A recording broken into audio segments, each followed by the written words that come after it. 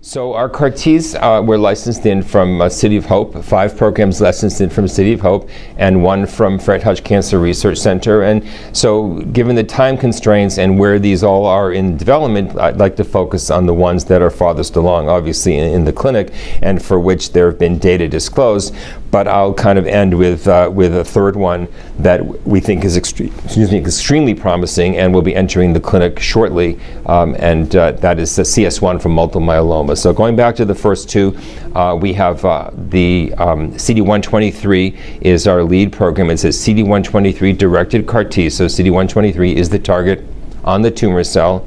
And the tumors that have been associated with high levels of this protein, CD123, are acute myelogenous leukemia and 2 related diseases. One is high-risk myelodysplastic syndrome, which is colloquially called a pre-leukemic syndrome.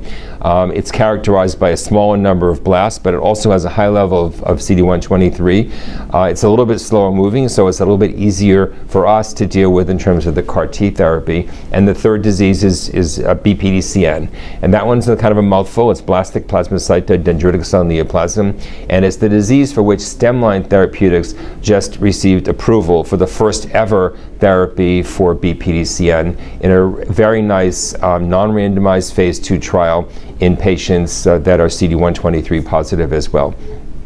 So we're looking at now patients that are refractory to the SL401 therapy, the fusion toxin that Stemline just got registered. So that trial is ongoing at City of Hope. It's been presented twice at major peer-reviewed meetings, once at the American Society of Hematology meeting in December of 2017, and a second time at the AACR Tumor Immunology and Immunotherapy meeting in November of 2018. In November 2018, the principal investigator from City of Hope, Elizabeth Buddy, presented 9 patients at two dose levels for AML and the starting dose level for BPDCN. And she noted at the second dose level for acute myelogenous leukemia, she noted 2 minimal residual disease negative complete responses and 1 minimal residual disease positive complete response. And in the BPDCN patients, she noted 1 complete response and 1 minimal residual disease positive complete response. The safety profile was very benign in terms of some of the key toxicities that have been seen with other CAR Ts in hematologic malignancies, specifically cytokine release syndrome, maximum grade of 2, and neurologic toxicities, maximum grade of 2 as well. So on the strength of those data, the dose is being escalated in AML and hopefully will soon be escalated in BPDCN, and we're awaiting results from that third cohort. Furthermore, on the strength of those data, we have decided to file our own IND. Now, this would be a multi-center trial. The trial that's ongoing now is a single-center trial, investigator IND trial at City of Hope. We'll file our own Mustang IND for a multi-center trial this quarter, first patient, first dose next quarter, and we will be dose escalating as well there. And those cells will be processed in this center in Worcester. So again, the same system that I described before, the track cell shipment of cells into the center, and then out of the center back to the participating centers, of which we now have 4 lined up to do this trial. Very briefly, the second program is the IL-13 receptor alpha-2 program. That is a molecule on the surface of brain cancer cells. So glioblastoma multiforme is a highly lethal form of brain cancer for which there are approved therapies, but the impact of those therapies is, I would say, rather minimal, and it is an area of extremely high unmet medical need. So at City of Hope, over 30 patients have been treated so far, and they are laying the foundation for combination studies, that the first of which should begin this year.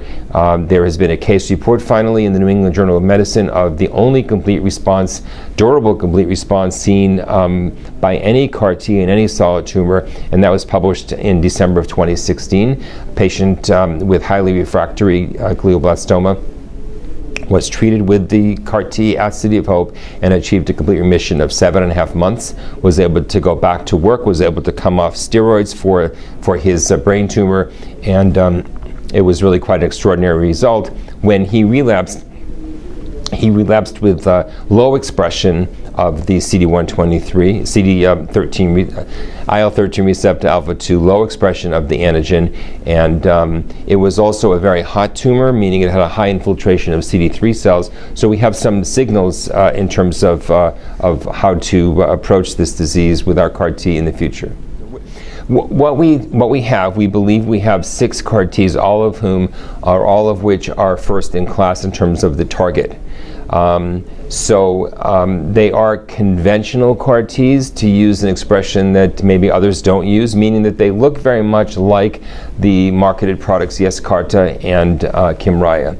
And what I mean by that is the CAR construct itself is a conventional CAR, and the T cell undergoes no further engineering. So it's a rather simple CAR-T, but we're excited about it because, as I said, first of all, the targets are first in class in each case, or unique in terms of, let's say, the IL-13 receptor alpha 2. There is no other program in the US that's targeting IL-13 receptor alpha 2 with the CAR-T. And furthermore, from a manufacturing and regulatory perspective, which are tightly interlinked, we're following a very well-trodden path, so that we have, I think, very nice guidance from the FDA in terms of what it's going to take to manufacture these products.